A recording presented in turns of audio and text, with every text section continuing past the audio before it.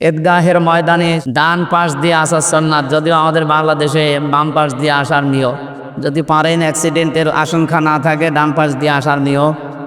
এরপরের কাজ হচ্ছে একদিক থেকে আসা আর এক দিক থেকে চলে যাওয়ার রাস্তা। এরপরে ঈদগাহের ময়দানে এসে যদি জায়গা পাওয়া যায় সামনে বসা, কারণ ফেরেশতারা যখন লিপিবদ্ধ করবে আপনার নামটা হয়তো সর্বপ্রথম আল্লাহর কাছে শোনাবে। যদি এটা না হয় যেখানে জায়গা পাওয়া ওই জায়গায় বসে যাওয়ার নিয়ম। এরপরে খরবার সময় নিশ্চুপ থাকা, আমরা এই আমলটা করেছি আলহামদুলিল্লাহ। এরপরের নিয়মটা হচ্ছে কৌশলাদি বিনিময় করা। এই সময় নিজের মন অন্তরে যত হিংসা বিদ্বেষ অহংকার তাকাব্বুরে রিয়া আছে সব ঝেড়ে ফেলা। এটা হয়তো হবে না, এটা হবে না। আমি এখানে গত বছর মাওলানা এনামুল হক শাফি সাহেব উনি থাকাকালীনই বলেছিলাম যে আমি যদি নামাজ সামনে পড়াই এখানে আমার কয়েকটা শর্ত মানা লাগবে। গত বছর বলেছিলাম, মনে আছে না আপনাদের? বাগেরহাট এবং গাইবান্ধা দুই জায়গা থেকে ওনারা বলেছিল শিল্পপতি বলে আপনাকে নিয়ে আসবো, দিয়ে আসবো, শুধু নামাজ পড়িয়ে দেবেন, 1 লাখ টাকা দিয়ে দেব। না, টাকার জন্য না, টাকা এমনি আসতেছে। আর আমি যেখানে আসি ও টাকার কুমির তারা, সুতরাং টাকা পয়সা লাগবে না, আমি এলাকায় থাকতে চাই। সাবি সাহেব অসুস্থ ছিল, এখন যেহেতু দুনিয়া থেকে নেই, যদি এখানে থাকি যে কয়টা কথা বলেছিলাম যদি মানেন আমি থাকবো, না তো কিন্তু আবার কুষ্টিয়ায় চলে যাব। আমি টাকা পয়সা নেব না, আমি বলে দিয়েছি যতদিন আমি বেঁচে আছি বা নামাজ পড়াই কোনো জায়গায় টাকা নেই না, আমি টাকা নেব না, আমার লাগবে না ইনশাল্লাহ। আল্লাহর পজিশন আমাকে রাখে নাই, উপরে তুলে দিয়েছে। কিন্তু যে টাকা এখানে উঠবে শুধু ঈদগার খরচ বাদ দিয়ে, বাকি যে টাকা, এই যে 10টা মসজিদের মানুষ এখানে আসে, কয়টা আমি কালকে হিসাব করেছি, 10 মসজিদের মানুষ এখানে আসে। এই 10 মসজিদের মুসল্লিও এখানে আসে নাকি? এদের মসজিদের মুয়াজ্জিন এবং ইমাম এই দুইজন প্রত্যেকেই তো সারা বছর কাজ করে, তাদের হক আছে। সুতরাং যা টাকা পয়সা কালেকশন হবে ঈদগার খরচটা মাইকের খরচ বাদ দিয়ে সব ভাগ করে ওনাদের দিয়ে দেওয়া লাগবে। এখানে যেন কোনো পক্ষপাতিত্ব না হয়। যদি কোনো ইমাম বা খতিব এরকম পর্যায়ে থাকে, যেমন আমাদের দাবিরা ভিটার সর্দারপাড়া মসজিদের খতিব যিনি, উনি ধনী মানুষ, মৌলানা মুফতি বশির আহমেদ মনে হয় নাম, ওনারে দেওয়ার দরকার নেই। ওখানে যিনি মুয়াজ্জিন আছে ইউনুস সাহেব, ওনারে দেব। যেই মসজিদের খতিবের লাগবে না তারা দেওয়ার দরকার নেই। আমি কুষ্টিয়ায় যেখানে আমি বাড়ি বানিয়েছি 6 রাস্তার মোড়ে, ওই মসজিদের খতিব সাহেব ধনী, ওনারে দেয়নি। মুয়াজ্জিন সাহেবের নেওয়ার মতো না। বাকি যারা আছে খাদেম, ক্লিনার, এরপরে এই যে মসজিদে আজান দেয় মুয়াজ্জিন 2 নাম্বারটা যেটা, সব মিলে প্রায় আরও 4-5 জন। তো এই মানুষগুলো তো নেওয়ার মতো, আমি তাদেরকে সাধ্য মতো দিয়ে এসেছি। এখন ওই 2 জনকে দিতে গেলে তারা অপমান বোধ করবে আর তারা নেবেও না। এই জন্য এই 10 মসজিদের ইমাম যদি ওই রকম থাকে, খতিব যদি ওই রকম পর্যায়ে থাকে, দেওয়ার দরকার নেই। বাকি যারা আছে নেওয়ার মতো অবশ্যই এগুলো এখানে দিয়ে দেবেন। এই ঝামেলা, এই জায়গাটা যেন কোনো ব্যবসায়িক প্রতিষ্ঠান কেউ না বানায়। কোরআনে কারিমে সূরা তাওবা 18 নম্বর আয়াতে আছে, ইন্নামা ইয়ামুরু মাসাজিদাল্লাহি মান আমানা বিল্লাহি ওয়াল ইয়াউমিল আখিরি ওয়া আকামাস সালাতা ওয়া আতাজ যাকাতা ওয়া লাম ইয়াখশা ইল্লাল্লাহ ফাআসা উলাইকা ইয়াকুনু মিনাল মুহতাদিন। এই কালেকশন হয়ে গেছে, নীরব হয়ে যান, বসেন। যাদের কালেকশন হয়ে গেছে বসে পড়ে, আর কথা তো বলাই যাবে না, এখন ইবাদত চলছে। কিন্তু আল্লাহ বলেন আমার ঘর মসজিদ, আমার নবীর ঘর মাদ্রাসা, ঈদগাহ, গোরস্থান, এই সমস্ত জায়গার যদি কেউ দায়িত্ব পালন করতে চায়, সভাপতি, সেক্রেটারি, মোতাওয়াল্লি, ক্যাশিয়ার, 5টা গুণ মাস্ট বি থাকা লাগবে। কয়টা? 1 নম্বরে আমি আল্লাহকে বিশ্বাস করা লাগবে। এমনও মানুষ মসজিদের, ঈদগাহ, গোরস্থানের দায়িত্ব নেয় জোর করে, আল্লাহ নিষেধ করে, জোর করে নিয়ে বসে আছে। অথচ 1 নম্বর গুণ হওয়া লাগবে তার বিশ্বাস থাকা লাগবে কার প্রতি? এখন যদি বলেন বিশ্বাস তোমার আছে, এটার নাম কি? আমানা বিল্লাহ। ঈমান মানে কি? 5টা বা 7টা জিনিসকে আপনি একেবারে পঙ্খানো বিশ্বাস করে আপনার প্র্যাকটিক্যাল লাইফে এটা থাকা লাগবে, তার নাম ঈমান। যেমন সামা রমাদানা ঈমানান ওয়া ইহতিসাবান গফিরা লাহু মা তাকদ্দামা মিন যামবি বলা হয়। যে ব্যক্তি ঈমান এবং ইহতিসাবের সাথে রোজা পালন করবে, তার পেছনের যত অপরাধ আছে সবগুলো আল্লাহ মাফ করে দেবে। না দিয়েছে? না, শব্দ দুইটা বললাম না। কোন মানুষ যদি ইমানের সাথে আর ইহতিসাবের সাথে রোজা পালন করে, মা তাকদ্দামা মিন জামবিহি, গফিরা শব্দ আছে, তাকে আল্লাহ মাফ করে দেবে না দিয়েছে? দিয়েছে। এটা মাঝি অতীতের শব্দ। তার মানে এই শর্ত দুইটা পূরণ না করলে আপনার জন্য এটা না। এক নম্বরে ইমান। ইমান কি? যে ব্যক্তি ইমান আনবে তার আগে কয়েকটা কাজ করা লাগে। প্রথম নম্বরে আপনি ইমান যদি বলেন আমি এনেছি, না, ইমান আনতে হলে ফামাই ইয়াকফুর বিত্তাগুত ওয়া ইউমিন বিল্লাহ, এ যদি বলে আল্লাহ তোমাকে বিশ্বাস করি, তার প্রথম কাজ সে যেন তাগুত ছেড়ে দেয়। কি করে? এখন তাগুতই যদি না বোঝেন তো ছাড়বেন কি করে? তাগুত হচ্ছে ওই শক্তি যে আল্লাহর বিধান মানতে চায় না, অন্য মানবে, মানতেও দেয় না। আল্লাহর বিধান কয়টা বলে তো? এখানে আমার মনে হয় শুধু এই আলেম বাদ দিয়ে কেউ জানেই না আল্লাহর বিধান কয়টা। 5টা, 500 অবশ্য 5টা। আল্লাহর বিধান কয়টা বলেন? কোরআন শরীফে 500 আছে, উনি হয়তো মাত্র 5টা জানে। তাও 5টা বলতে পারবে কিনা আল্লাহ ভালো জানে। 500 বিধান কোরআনে আল্লাহ দিয়েছে। এর ভেতরে নামাজ যেমন আছে, রোজা যেমন আছে, হজ যেমন আছে, সাদাবাজিও আছে। সাদাবাজি মানে হারাম, এটা নিষিদ্ধ, এই কথা আল্লাহর বিধানে নেই। এখন নামাজ পড়ে, রোজা রাখে, হজ করে, যাকাত দেয়, সাদাবাজি করে, হবে? মানে ইমানই আনা হয়নি।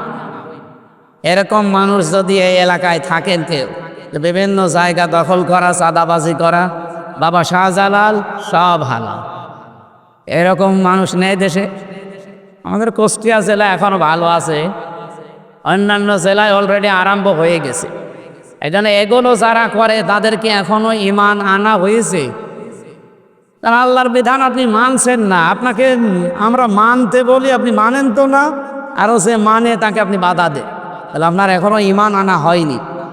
কথা কি একটু কড়া হয়ে যাচ্ছে? আর একটু নরম করি। 2 নম্বরে ইহতিসাব। ইহতিসাব মানে কি? শব্দটা ইহতিসাব, হিসাব থেকে। হিসাব মানে গণনা করা, সংরক্ষণ করা, এক জায়গায় করা, অনেক বড় অর্থ আছে। আপনি হিসাব নিকাশ করে বাকি জীবন চালাবেন, এই জন্য সিদ্ধান্ত নিয়েছেন, এর নাম ইহতিসাব। আত্মসমালোচনা করা, আমি এই যে 24 ঘন্টা অলরেডি পার করলাম, এর ভেতরে আমি এখনই যদি চোখ বন্ধ হয় 24 ঘন্টার হিসাব আমার দেওয়া সম্ভব, তো এর নাম হচ্ছে ইহতিসাব।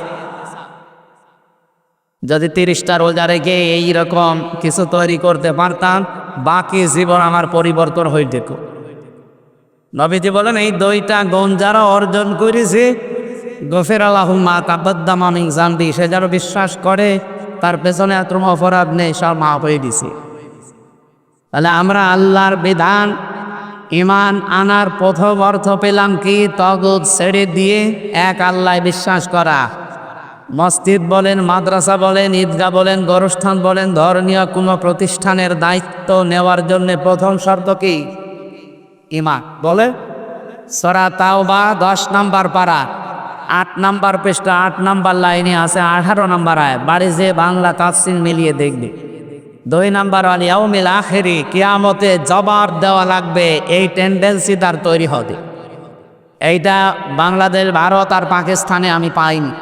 এই দেশগুলোতে খুব বেশি গরিব তো। আমাদের এই সমস্ত দেশে দেখি মসজিদ, মাদ্রাসা, গোরস্থান, ধর্মীয় প্রতিষ্ঠানের ক্যাশিয়ার হলে সে দিন দিন ধনী হয়ে যায়। কি গো, ওকে ফেরেশতা জিবরাইল দিয়ে যায় কিছু? মনে করে আপনি আল্লাহর বান্দা, আল্লাহর ঘরের, আল্লাহর ধর্মীয় প্রতিষ্ঠানের দায়িত্বে আছে, এইটা আল্লাহর নাম নিয়ে খাবো, এ আর অসুবিধা। এক লোক মসজিদের ঘড়ি চুরি করছি, লোকজন সে ধরেছে পিটাবে, এই আর জায়গা ফেলি না মসজিদে, যে চিল্লাবেন। মসজিদ আল্লাহ, আমি কা? আল্লাহর বান্দা। আল্লাহর বান্দা আল্লাহর মসজিদের জিনিস নেবে, এ চুরি হর। যারা আমার এইগুলো করে, এই যে জোর করে যারা দায়িত্ব নিতে চায়, আমার মনে হয় তাদের এরকম কোনো উদ্দেশ্য আছে। আসলে আপনি জোর করে নেবেন কেন? আপনাকে দিতে গেলে আপনি নিতে চাবেন না, কারণ এটা একটা ঝামেলার জিনিস। মসজিদ বলেন, মাদ্রাসা বলেন, ঈদগাহ বলেন, যাই বলেন, এগুলোর দায়িত্ব নেওয়া একটা ঝামেলা না? আর পুঙ্খানুপুঙ্খানু হিসাব দুনিয়ার মানুষে কত কিছু এই জায়গায় আসবে, না দিতে পারলে কিয়ামতে আপনি ধরা খেয়ে যাবে। আর মসজিদের ক্যাশিয়ার হলেও ধনী হয়ে যায়, আবার জোর করে নিতে যায়, না দিলে আবার রাগ করে। আমাদের এলাকায় এখনো শুরু হয়নি, এগুলো ভাঙের হাটের আছে। ওই জেলার নাম বললে আর অসুবিধা নেই, কারণ অনেক দূরে তো। বলে আমাদের এলাকায় যেন এরকম মানুষ না থাকে, কারণ এই যে আমাদের যিনি ইমাম সাহেব ছিলেন, সারা দেশে উনি কোরআনের প্রচার করতে, আমিও এখন সারা দেশে সারা বিশ্বে আল্লাহ নিয়ে যাচ্ছে কোরআনের প্রচারে। যদি এলাকার মানুষই 2 নম্বর হয়, তা আমার কথা বাইরে চলবে, আমার ফেরত দিয়ে পাঠিয়ে দেবে, বলবে তার নিজের এলাকা ঠিক কর। এই জন্য এলাকা ঠিক করছে। আগামীতে যে কোনো দায়িত্ব, এখন শুধু ঈদগাহ বলে না, মসজিদ বলেন, মাদ্রাসা বলেন, দরস্থান বলেন, ঈদগাহ বলেন, যেখানে দায়িত্ব বাইরে রেকর্ড হচ্ছে তো সারা পৃথিবীতে যাচ্ছে। যারা দায়িত্ব নিতে চান, এই 5টা গুণ অর্জন না করে জোর করে যদি আপনি নেন, যতক্ষণ দায়িত্বে থাকবেন ততক্ষণ গুনাহ হবে আপনার। এইটা মনে হয় আমি বানিয়ে বললাম না, মানে আপনারা সব বিশ্বাস করতে চান না, মানে না বানিয়ে বলছে। সারা তাও আবার বলছে 18 নাম্বার আয়াত। তাহলে কিয়ামতে জবাব দেওয়া লাগবে, এই বিশ্বাস দৃঢ়ভাবে তৈরি করতে হবে যে আমি যাই করছি প্রত্যেকটা জিনিস লিখিত হচ্ছে, আর এই লিখিত জিনিস পড়ে পড়ে কিয়ামতে আল্লাহকে শোনানো লাগবে। বলেন আপনি যে দায়িত্বে আছে, যেখানে আছেন, এটা যদি কিয়ামতে পড়ে পড়ে শোনানো লাগে, আপনি কয় লাইন পড়তে পারবে? আপনাকে 50 লাইন লেখা একটা কিতাব দেওয়া হবে, বই দেওয়া হবে, আমল নামা, 5 লাইন পড়ে তো আর পড়তে পারবেন না, কারণ ওখানে আপনার 50 টাকা হয়তো মারিং কাটিং করা আছে। এরকম কি দেশে নেই? যদি কেউ থাকেন এটা পরিবর্তন হয়ে যাবে। 3 নম্বরে ওয়াকবামাস সালাত, তারা নামাজ কায়েম করবে। বলেন নামাজ কায়েম কি ব্যক্তিগতভাবে করা যায় না রাষ্ট্রীয়ভাবে? ওরা কোরআনে নামাজ কায়েমের কথা আছে 82 জায়গায়, আর নামাজ পড়ার কথা আছে 1 জায়গা। ফাসাল্লি লিরাব্বিকা ওয়ানহার, কয় জায়গা? মাত্র 1 জায়গায় আছে নামাজ পড়ো, আর নামাজ কায়েম করবে এটা কয় জায়গা? 82 জায়গা। 82 জায়গায় নামাজ কায়েমের কথা দিলেন কেন? পড়ার কথা মাত্র 1 বার। আপনি পড়তে পারেন ব্যক্তিগতভাবে, পারিবারিকভাবে, সামাজিকভাবে, কিন্তু কায়েম করতে হলে পেছনে ব্যাকআপ লাগে, পাওয়ার লাগে। এইটা যতদিন পর্যন্ত আপনার হাতে না আসবে, আপনি নামাজের ওয়াজ করতে পারবেন, কিন্তু কায়েম করতে পারবেন। আমি উদাহরণ হিসাবে বলছি, আমার জেলে যাওয়ার আগে 3 বছর যেহেতু জেলে ছিলাম, সেই 20 সালে বা 19 সালে একটা ঘটনা আমার গ্রামে ঘটেছিল, ব্যভিচারের একটা ঘটনা। আমি কোরআন হাদিসের যে রায় আছে দিয়েছিলাম, কিন্তু কার্যকর করার ক্ষমতা আমার আছে। আমি তাদের সময় কার্যকর করতাম যে জেনার শাস্তি হচ্ছে বিবাহিত হলে তাদেরকে মাটির ভেতরে বুক পর্যন্ত গেড়ে দাও, এরপরে পাথর মেরে ইট মেরে মেরে ফেলো। আমার মনে হয় এটা যদি কার্যকর করতাম, তো আমারে সঙ্গে আগে করত। প্রশাসন ধরে বলছিল এদেশে কোরআনের বিধান নেই, আমি কিসের রায় দে, ফতোয়া দিয়েছেন এ পর্যন্ত থাক, কিন্তু কার্যকর করতে গেলে আমি বাঁচতাম। এখন যদি বলেন না আপনার ইমানের পরিচয় দেওয়া লাগান করেন, ওরে করবো কি, 3 বছর তো ছিলাম, কি করলেন আপনারা? এই জন্যে আমরা চাই যতদিন পর্যন্ত রাষ্ট্রীয়ভাবে নামাজ কায়েম না হবে, আর এটা কায়েম করা কোনো ব্যক্তির একার দ্বারা সম্ভব না, সবার দ্বারা সম্ভব। সামনে বাংলাদেশে যদি 300 এমপি হয়, 151 জন এমপি যদি কোরআন বুকে নিয়ে যে বলে যে মাননীয় স্পিকার আমরা নামাজের বিল চাই, ওখান থেকে যদি বলেন হাত তোলেন, 300 জনের ভেতরে 151 জন যদি বলে হ্যাঁ আমরা নামাজের বিল চাই, তারপরের দিন নামাজ দেশে কায়েম হইল। আপনাকে তখন ওয়াজ করা রাখবে, ভাই সলিমুদ্দিন নামাজ পড়ো, আপনার বাবা নামাজ পড়ব। আমি সৌদি আরবে 16 সালে যখন গিয়েছিলাম, দেখেছি মরুভূমির ভেতরে আমরা 4-5 জন মিলে জামাত আদায় করে নিলাম, দেখে 2 জন রাস্তা ঝাড়ু দিচ্ছে। হঠাৎ করে একজন পাগড়ি মাথায় দিয়ে, ওই যে মতোয়া বলে ওই দেশে, আমাদের যেমন পুলিশের সার্জেন্ট বলে, ওই দেশে মতোয়া বলে, উনি হঠাৎ একটা গাড়িতে নেমে ওই লোককে ডাক দিয়ে বলছে তুই কি? আরবিতে জিজ্ঞাসা করলো মান আনতা, তুই কি, তুই কি মুসলমান না অন্য জাতি? প্রথমে নাম জিজ্ঞাসা করে এরপরে জিজ্ঞাসা করছে কোন জাতির লোক, বলছে মুসলমান, বাড়ি কোথায়? ইন্ডিয়া।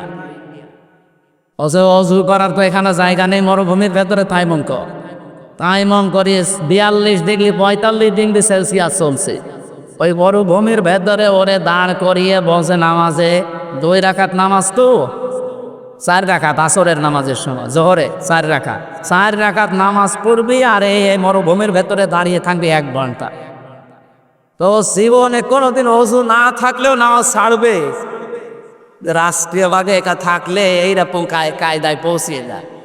এই জন্য আমরা চাচ্ছি যে আমরা শুধু ফতোয়া দিয়ে শেষ করে দেবো না। 54 বছর যা হয়েছে, আমরা যে ফতোয়া দেবো এটা যেন কার্যকর হয়, সেই কাজ করা লাগবে না সামনে। আর এইটার কথা বলতে গেলে কারো যদি মন খারাপ হয় যে এটা দুনিয়ার কথা, এটা রাজনীতির কথা, এটা ধর্ম ব্যবসা, আপনার ইমান থাকবে? আমি কি আমার বাবার দাদার কথা বানিয়ে বলছি? আপনার আমার সালাত নামাজ কায়েম করা লাগবে, ওয়াতাজ যাকাত পড়ব না ফিলিস্তিনের জন্য 12,911 টাকা করছে, আপনি তো শিখাচ্ছি পরের বলতে পারতেন। ওয়াতাজ যাকাত, সম্পদ থাকলে যাকাত দেওয়া লাগবে। যারা সম্পদ আছে কিন্তু যাকাত দেন না, আপনারা কোনো ধর্মীয় প্রতিষ্ঠানের দায়িত্ব নিতে পারেন না। যদি জোর করে রাখেন, জোর করে নেন, আপনার কিন্তু বড়া হবে। এই জন্য সম্পদ যাদের আছে, খাওয়া দাওয়ার পরে 90 থেকে 1 লাখ, 1 লক্ষ টাকা যদি খাওয়া দাওয়ার পরে কারো দেরি থাকে, মাস্ট দিয়ে আপনাকে যাকাত দেওয়াই লাগবে। এরপরে 5 নম্বরে আলাম একশা ইল্লাল্লাহ, আল্লাহ বাদে তার অন্তরে আর কারো ভয় থাকবে না। কারো মুখের দিকে তাকিয়ে সে কথা বলবে না, কে বেজার হবে, রাজি হবে, এইগুলো না। সে দেখবে আমার আল্লাহ রাজি আছে কিনা। এই জন্য আল্লাহ বাদে কাউকে সে ভয় করে না, এরকম গুণ কোয়ালিটি তার ভেতরে পয়দা হবে। গুণ বললাম কয়টা? বলেন। আল্লাহ আমি সহ যারা যেখানে যে দায়িত্ব পাবো ধর্মীয় কোনো বিষয়ের, আল্লাহ আমাদেরকে এগুলো অর্জন করার তৌফিক দিন, আমিন। সূরা লাইলি থেকে আমরা তেলাওয়াত করেছিলাম আয়াত, আম্মা মান আতা ওয়াত্তাকা ওয়া সাদ্দাকা বিল হুসনা ফাসানুয়াসসিরুহু লিল ইসরা। আল্লাহ তাআলা বলেন, যে ব্যক্তি দান করে আর তাকওয়া অর্জন করে, দান বলতে শুধু টাকা পয়সা না, পৃথিবীর যত কিছু আপনাকে আল্লাহ রিজিক হিসাবে দিয়েছে, ওইটাই যদি আপনি মানবতার জন্য, ইসলামের জন্য দান করেন। আমার টাকা আছে, আমি দান করলাম, আপনার প্রভাব আছে, আপনি ওই প্রভাবটা দান করবেন। কথা বুঝতেছে? থানায় ওসি সাহেবের কি আছে? আইন আছে। সে তারা আইনকে কাজে লাগাবে ইসলামের পক্ষে, মানবতার পক্ষে। একটা লোককে ধরে মানুষ পিটাচ্ছে, কনস্টেবল বা সেকেন্ড ওসি সাহেব বা অন্য যারা আছে, এসআই এরা ধরে একটা লোককে পিটাচ্ছে। আমরা ওসি সাহেবের যে ক্ষমতা থানার ভেতরে, উনি যদি থানায় প্রবেশ করে বলে, ওই বেটাই কি করেছি, ওনার চেহারা দেখে বা ওনার চেয়ারের যে মর্যাদা, এটা দেখেই নিচের অফিসার নাই এমনি লোকটারও ছেড়ে দেবে। কথাবার্তারা শোনার পরে যদি দেখে যে না এগুলো ঠিক না, তখন এমনি তারটা সহজ করে দেবে। এটা তার রিজিক, এটা খরচ করা লাগবে ওই জায়গায়। এখন যদি ওখানে উনি খরচ না করে ওই গরবা মানুষটার উপর অত্যাচার চালাতেই থাকে, ফাম্মা মানা, তো আপনি আয়াত পড়ে যাবেন, আপনার কিছুই হবে না। এখানে এইটা একটা দান। আমি কথা বোঝাতে পেরেছি? হ্যাঁ, প্রত্যেকটা জিনিসের দান আছে। নবীজি বলেন, আংফিক ইয়া বেলাল, বিলাং খরচ করো, দান করো। উনি বলেন আমার কিছু নেই। বলেন কেন কিছু নেই? আজান দাও, আজান দিয়ে মানুষকে ডাকো, এইটার একটা দান। সুতরাং মানুষকে আপনি আজান দিয়ে ডাকবেন আল্লাহর দিকে, এটা যদি দান হয়, পৃথিবীতে যা আপনাকে জীবন চালানোর জন্য আল্লাহ দিয়েছে, এইটা খরচ করা, এটাও একটা কি দান। আল্লাহ আমাদের করার তৌফিক দিন। 20 মিনিট সময় নিয়েছিলাম, 20 মিনিট হয়ে গেছে। আয়াতের আর 2টা কথা বাকি আছে, বলি নাকি? তাকওয়া অর্জন করার জন্য যেহেতু এ মাস এসেছিল, চলেও গেল। তাকওয়াটা কি? আমরা মনে করেছিলাম এই যে মাওলানা ফরিদউদ্দিন, আমির হামজা, এদের মতো বিশাল জব্বা গায়ে দেওয়া লাগবে, পাগড়ি একটা সাদা। আমি এই জন্য পাগড়ি খুলে রেখেছি।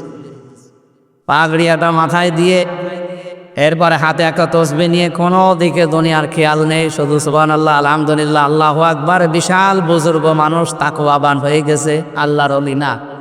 তাকওয়া 4টা জিনিসের নাম। কয়টা? একটা। কথা বুঝতেছেন তো? আমি জানি একজনকে ধরে যদি জিজ্ঞাসা করে বলতে পারবে? আমাদের বিশ্ববিদ্যালয়ের ক্লাস কেন্দ্রিক এইগুলো হয়। একটা শব্দ নিয়ে ব্যাখ্যা করতে করতে তারা হাজারো শব্দ বের করতে পারবে। আমি যেহেতু ক্লাস আকারে সব জায়গায় কথা বলি, এই জন্য বলছি আমি 10 মিনিট বলি, আপনি 10 মিনিটে যেন 5টা বিষয় মনে রাখতে পারেন। তাকওয়া কয়টা বিষয়ের নাম? আরো জোরে বলেন। 1 নম্বরে আল খাউফু মিনাল জালিল, আল্লাহকে যেভাবে না দেখে ভয় করেন, না দেখে বিশ্বাস করেন, এভাবে না দেখে ভয় করা লাগবে।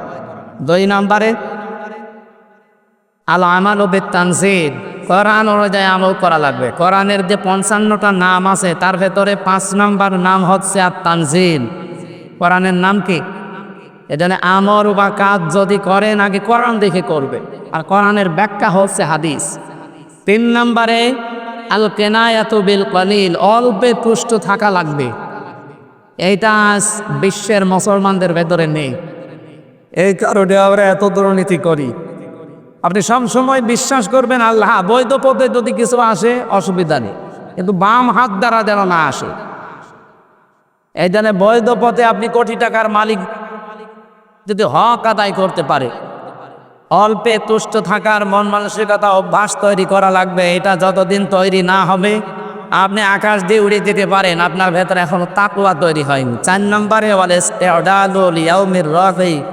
আখেরাতের পুঁজি তৈরি করার জন্য সচেষ্ট থাকা লাগবে সব সময়। কয়টা বললাম? এক একটার ভেতরে লক্ষ লক্ষ কথা আছে, ব্যাখ্যা করলে 2-3 ঘন্টা করা যাবে। যেহেতু 4টা বলেছি, থিওরিটা মনে রাখলেই হবে।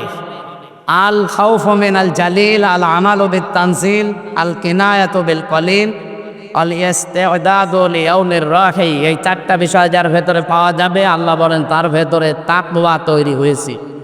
সাদ্দাকা বিল হোসনা, যে ভালো কথাগুলো, সত্য কথাগুলো বিশ্বাস করে এবং গ্রহণ করে নেয়। আমাদের ভেতরে ওর বাসটা নেই, ভালো কথা সত্য কথা বিশ্বাস করা দূরের কথা, আরো বিরোধিতা করে। ফাসানুল ইয়াসসিরুহু লিল ইসরা, আল্লাহ বলেন এই গুণগুলো অর্জন করো, আমি জীবনের যত কর্মকাণ্ড আছে সহজ করে দেব। জান্নাতে যাওয়ার যত কাজ আছে সহজ করব, জাহান্নামে যাওয়ার যত কাজ আছে কঠিন করে দেব। মসজিদে নববীতে নবীজি বসে আছেন, পাশেই তো জান্নাতুল বাকি। একটা লাশ আসলো, নবীজি নিজে বসে গেলেন ওখানে, সাহাবায়ে কেরাম বসলেন। এর তিরমিজি শরীফের হাদিস। নবীজি বললেন যার যা কপালে লেখা আছে ওইটা ফাইনাল। সাহাবায়ে কেরাম বললেন তাহলে আর ভালো কাজ করে করবো কি খারাপ কাজ করে করবো, সব তো লেখাই আছে। নবীজি বললেন না, যেই লোকটা ভালো কাজ করার মতো মন মানসিকতা তার ভেতরে আছে, আল্লাহ যদি বোঝেছে হ্যাঁ এর দ্বারা কাজ হবে, তাহলে তাকে ভালো কাজ করার রাস্তাগুলো সহজ করে। আর যদি আল্লাহ তো সব কিছু জানে, যদি দেখেন যে না এর ভেতরে ভালো কিছু মত আসছে না, এত কিছু করার পরেও আসে না ফিরে, তখন ওই মানুষটাকে খারাপ রাস্তায় যাওয়ার যে আছে ওইগুলো আরো সহজ করে দেয়। এখানে ফামান সুফসিহা আনিন নার ওয়া উদখিলাল জান্নাতা ফাকাদ ফাজ, ওই লোকটার জীবন সফল যাকে আল্লাহ জাহান্নাম থেকে মুক্ত করে জান্নাতি বলে ঘোষণা দিয়ে দিয়েছে। এটা কি এখন নাকি আমাদের পরে? এটা এখন। ফামান সুফসিহা আনিন নার ওয়া উদখিলাল জান্নাতা ফাকাদ ফাজ, ওই লোকটার জীবন সফল অলরেডি হয়ে গেছে, যাকে আল্লাহ জাহান্নাম থেকে বাঁচিয়ে জান্নাতি বলে ঘোষণা দিয়ে দিয়েছে। ফাকাদ ফাজ এটা মাঝি, সে হয়ে গেছে, এখনো মরি নাই, কিয়ামত হয় নাই। তাহলে এই আয়াতটাকে ভুল নাকি? তাহলে এই আয়াতের অর্থ বের করে। দ্বিতীয় অর্থ, এটা প্রথম বললাম, দ্বিতীয় আরেকটা অর্থ আছে। দুনিয়াতে আপনাকে ভালো ভালো কাজ করার আঞ্জাম দেওয়া আল্লাহ সুযোগ দেবেন, আর অন্যায় কাজগুলো করার রাস্তা আল্লাহ নিজে বন্ধ করে দিবে। তাহলে আপনি যখন দেখবেন যে আপনি এখন থেকে ভালো ভালো কাজগুলো করতে আপনার ভালো লাগছে, আনন্দ পাচ্ছেন, আপনি সময় সুযোগ এবং সব কিছু সাপোর্ট পাচ্ছেন, আর অন্যায়গুলো করলে আপনার ভেতর থেকে একটা বাধা আসে বা বাধা পড়ে যায় যে কোনো কায়দায়, আপনি বুঝবেন আল্লাহ আপনাকে জান্নাতের দিকে এগিয়ে দিচ্ছে আর জাহান্নামের রাস্তাগুলো আপনার জন্য বন্ধ হয়ে যাচ্ছে। আল্লাহ আমাদেরকে হোসনা, এই 4টা যে গুণ বললাম, 1 নম্বরে দান করা। দান মানে শুধু টাকার পয়সা, পৃথিবীর যা আল্লাহ আপনাকে দিয়েছে সবগুলো। আমি যে বক্তৃতা দিচ্ছি এটা আমার দান। কি আপনি টাকা আছে, টাকা খরচ করবেন, এটা আপনার দান। প্রভাব আছে এলাকায়, ভালো কাজে খরচ করবেন, এটা আপনার দান। যে যার যা আছে ওইটা খরচ করা দান। 2 নম্বরে তাকওয়া অর্জন করার কয়টা বললাম? 4টা। 3 নম্বরে অসাদ্দাকা, বিশ্বাস করবে সে সত্য, হোসনা যেটা ভালো জিনিস সেটাকে জানার পরে সে মেনে নেবে, বিরোধিতা করবে না। তার জন্য জান্নাতের রাস্তা আল্লাহ সহজ করবে, আর জাহান্নামের রাস্তাগুলো আল্লাহ কঠিন করে দেবে। আমি হাদিস পড়েছিলাম, মনে আছে আপনাদের? as-sawmuli wa ana ajzi bihi wa ana ujza bihi। রোজা মানুষ শুধুমাত্র আমার জন্য রাখে, আর রোজার পুরস্কার আমি আল্লাহ নিজের হাতে দেব, অথবা নিজেই পুরস্কার হয়ে যাব। আল্লাহ ওই রকম একটা পুরস্কার যেন আমাদের জন্য বরাদ্দ করেন। যে দিনের মুসলমানেরা এখন, আমরা ইফতারি করছি সেমাই দিয়ে, তারা সেহরি করছে রক্ত দিয়ে। কি অবস্থা তাদের দিকে তাকান, একটু নিজেকে দাঁড় করান তো জায়গায়। আমাদের দেশটা যদি ওই রকম হতো, কোথায় পৌঁছে যেতাম আমরা। এক জায়গায় হওয়া দূরের কথা, রক্তের হোলি খেলা চলতো। আল্লাহ আমাদেরকে এখনো যেহেতু স্বস্তিতে, শান্তিতে, অন্তত নিরাপত্তায় রেখেছে, এই জন্য আমরা তাদের জন্য দোয়া দাওয়া, ওই যে রিজিক খরচ করার যতটুকু আছে খরচ করেছেন। মনে হয় 12,000 কত টাকা উঠেছে ঈদগাহে ফিলিস্তিনদের জন্য। পরে আবার 10,455 টাকা যোগ হয়েছে, 23,000। 23,366 টাকা উঠেছে। মারহাবা, আল্লাহ যেন কবুল করেন, সকলে বলেন আমিন। আর ঈদগাহের কত কি উঠেছে আমি জানি না, ওটা দেখবো নামাজের পরে। আমরা যতটুকু বলেছি, যেহেতু এখন কবর জিয়ারত করব, কবর জিয়ারত একটা এবাদত, এটা আর আমাদের জন্য তারা আশায় থাকে 1 বছর পরে। ওনাদের জন্য দোয়া করব, আল্লাহ যেন আমাদের মতো তাদেরকেও আনন্দ দান করে। আমাদের এই রাস্তায় 2টা ভাই শহীদ হয়েছিল, আল্লাহ রাব্বুল আলামিন তাদেরকে শাহাদতের মর্যাদা যেন দান করেন। আমরা সূরা ফাতিহা, সূরা ইখলাস 3 বার আর দরুদ শরীফ 3 বার একটু পড়েন, আমরা মোনাজাত করি। আমরা যারা সময় পান কবরের কাছে আমরা একটু দোয়া করব, এরপরে যার যার বাড়িতে যাই। এখানে ঈদগাহর জন্য আপনারা টাকা দিয়েছেন 87,500, আর ওখানে দেখো, আর ওনারা কমিটিতে 71 জন আছে অলরেডি। ওনাদের 71 না, প্রায় 80,000 টাকা অলরেডি ওঠা আছে, আমি যতটুকু শুনেছিলাম। এই যে খরচপাতি দেখছেন, ওনারা নিজেদের দায়িত্ব নিয়ে, আমি ধন্যবাদ জানাচ্ছি ওনাদেরকে এই জন্যে। কারণ এতদিন এই পরিবেশে আমরা নামাজ পড়তে পারি না। সে যেভাবেই হোক, অন্তত কাজ হলেই হোক। সে কি একজন ওয়াজ করতে হবেন, হাবিবুর রহমান যুক্তিবাদী নাকি যেন, যে বিড়াল কাঠের হোক, হিন্দুর ধর্মে হবে। সুতরাং দায়িত্বে যে থাকে তার, না থাকে না থাক ওটা, যেটা আমাদের এটা ব্যবসা প্রতিষ্ঠান না, এটা একটা এবাদত। সুতরাং আমাদের কাজ হলেই হবে। যারা আছেন খুব সুন্দর করে সাজিয়েছেন, আপনাদের আমরা ওয়েলকাম জানাচ্ছি, ধন্যবাদ আছে। আমি খুশি, আলহামদুলিল্লাহ। আমি হয়তো আজকে বাগেরহাটে বা গাইবান্ধা গেলে ওরা নিয়ে যেয়ে আমার বাড়িতে পৌঁছিয়ে দিত, 1 লাখ টাকা দিত, কি হয়তো আমি মানুষগুলো অন্তত দেখতে পারতাম, এমনি বাড়ি আসতে পারি না। 1 বছরে 2 বার অন্তত হলেও আপনাদের সাথে দেখা হবে। এখন থেকে আপনারা যে যেখানে আছেন ভালো থাকেন, সুস্থ থাকে। আমি এলাকায় এখন কুষ্টিয়াতে যেহেতু থাকি, তো ঢাকার কেন্দ্রিক না গেলে সামনে আরেকটা উদ্দেশ্য নিয়েছি, মালয়েশিয়া ইন্টারন্যাশনাল ইসলামিক ইউনিভার্সিটি, ওখানে পিএইচডি করার জন্য একটা চিন্তায় আছি। কথাও বলে এসেছি স্যারের সাথে, যদি চলে যায় অন্তত 3.5 বছর ওখানে সময় দেওয়া লাগবে। মাঝে মাঝে আমি আসা যাওয়া করব। প্রথমে যে অন্তত 4 মাসের একটা ট্রেনিং আছে, ওটাতে থাকাই লাগবে। বাকি সময় এখন দেখি যদি পাস করতে পারি, তাহলে হয়তো সিস্টেমগুলো কভার করা যাবে। দোয়া চাচ্ছি আপনাদের কাছে যেন এটা সফল হয়। কারণ অধিকাংশ বক্তা যারা প্রায় সব, doctor Mizanur Rahman Azhari, doctor Abul Kalam Azad Bashar, doctor Enayetullah Abbasi, সব ডক্টর হয়ে গেছে। সবাই বলছে তুমিও ডক্টর হ। এই বাংলাদেশে এখন থাকলে হয়তো, আমরা যখন অনার্স মাস্টার্স করা আছে কুষ্টিয়া বিশ্ববিদ্যালয় থেকে, এই দেশে কোনো ভার্সিটিতে করলে আমার এমফিল করা লাগে, এরপরে ডক্টরেট। সে সময় নেই, কারণ 6-7 মাস আমার রাস্তায় থাকা লাগে। আর বাইরের দেশের নিয়ম হচ্ছে অনার্স মাস্টার্স আর এমফিল করা লাগে, একবারে আপনাকে পিএইচডিতে দিয়ে দেবে ডক্টরেট করার জন্যে। কিন্তু একটা ট্রেনিং আছে আরবি আর ইংরেজির ওপরে, যদি পাস করা যায় 100 মার্কের 70 তোলা যায়। আশা করছি পারব ইনশাআল্লাহ। আমার নিজের ওপর একটা বিশ্বাস আছে, আর আপনাদের তো আল্লাহর ওলিদের দোয়া আছে, ইনশাআল্লাহ পারবো। দোয়া করে যদি সোজরে আসে সামনে। টাকা তো আমার মনে হয় আরও আপনারা বেশি দেওয়ার কথা ছিল। ওনারা কমিটির লোকই যদি 80,000 নিজেরা দেয়, তাই এখানে এতগুলো মানুষ মিলে 87,000 লক্ষাধিক টাকা পার হওয়ার দরকার ছিল। এক সামনে যেন হয়। সূরা ফাতিহা ইখলাস একটু পড়েন, 2-3 মিনিট সময় দিলাম। আল্লাহুম্মা আমিন। লা ইলাহা ইল্লা আনতা সুবহানাক ইন্নী কুনতু মিনাজ জালিমিন। আল্লাহু আকবার, আল্লাহু আকবার, লা ইলাহা ইল্লাল্লাহু, আল্লাহু আকবার, আল্লাহু আকবার, ওয়ালিল্লাহিল হামদ। রব্বুল আলামিন কুষ্টিয়া জেলা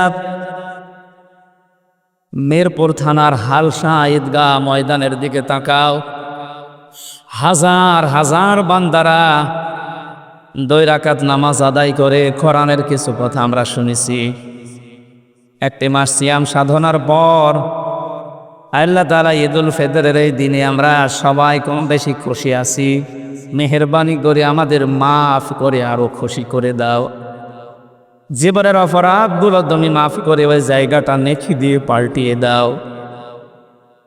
এখানে যারা সেজদা দিয়েছি আমাদের এই 2টা সেজদা জান্নাতে যাওয়ার মাধ্যম বানিয়ে দাও রব্বুল আলামিন।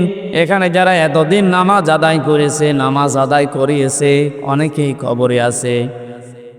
আলহাজ মাওলানা একে এনামুল হক শাফি রহমতুল্লাহ আলাইহি সহ যত মুসল্লি ঈদগাহ এই মসজিদ থেকে বিদায় নিয়েছে, প্রত্যেকের কবর জান্নাতুল ফেরদাউস বানিয়ে দাও। তাদের জীবনের ভালো ভালো কাজগুলো মঞ্জুর করো, অন্যায় কাজগুলো তুমি মাফ করে দাও। আল্লাহ তাআলা আমার প্রাণ প্রিয় এলাকায় কুষ্টিয়া মিরপুর ইবি সদর মেহেরবানি করে এই মানুষগুলোকে কোরআনের ইজ্জতে মাফ করে দাও। ভ্রাতৃত্বের যেই বন্ধন আছে, যেটা না থাকলে আজ সামাম পৃথিবীতে মুসলমানেরা আমরা অসহায় মায়ের খাই। 257টা দেশের 57টা মুসলিম রাষ্ট্র আছে। নামাজের কাতারের মতো যদি সব আমরা এক হয়ে যেতে পারতাম, সিমেন্টেড হয়ে যেতে পারতাম, পৃথিবীর কোনো শক্তি আমাদের দিকে মুখ তুলে তাকাতো না। রব্বুল আলামিন সারা বিশ্বের মুসলমানদেরকে তুমি এক এবং ন্যাক বানিয়ে দাও। এই ঈদগাতে যে মানুষগুলো দূর দূরান্ত থেকে, কেউ 1 কিলো 2 কিলো 5 কিলো 10 কিলো দূর থেকে যারা এসেছে, আল্লাহ এদের প্রত্যেকের যাওয়া আশায় নেকি দিয়ে দাও। আমরা অনেকে অসুস্থ আছি, শেফায়ে কামেলা আজেলা নসিব করো। যারা অভাবে আছে আমাদের অভাবগুলো দূর করে দাও, আমাদের স্বভাবকে তুমি ভালো করে দাও রব্বুল আলামিন। কত মানুষ বিদেশ থেকে পর্যন্ত চলে এসেছে ঈদের নামাজ দেশে পড়বে বলে, নিজের আত্মীয় স্বজনের সাথে দেখা করবে। এই মানুষগুলোকে তাদের কর্মজীবনে মেহেরবানি করে বরকত দাও। আমার এই এলাকাতে যে মানুষগুলো কাজ করে খায়, আল কাসিব হাবিবুল্লাহ নবীজি জানিয়েছে, যারা কাজ করে খায় এরা আল্লাহর বন্ধু। আল্লাহ এদেরকে তুমি বন্ধু হিসাবে কবুল করে নাও। আমি সহ যারা অসুস্থ আছি আমাদেরকে শেফায়ে কামেলা আজেলা নসিব করো। আল্লাহ তাআলা ঈদগাহটা কিয়ামত পর্যন্ত সেজদা দেওয়ার জন্য, ইবাদতের জন্য তুমি আরো বিউটিফাই করে দাও। যারা দায়িত্বে আছে সততার সাথে পালন করার তৌফিক দাও। জনাব আবু দাউদ সহ যত মানুষ এই কমিটিতে দায়িত্ব পেয়েছে, প্রত্যেকটি মানুষের ভেতরে ইখলাস সততা দিয়ে ভরপুর করে দাও। দিন দিন সমৃদ্ধি উন্নতি যেন তাদের হাতে আরও বেশি হয়, এটা এলাকার মানুষ যেন দেখতে পারে। মন থেকে কাজ করার সুযোগ দাও।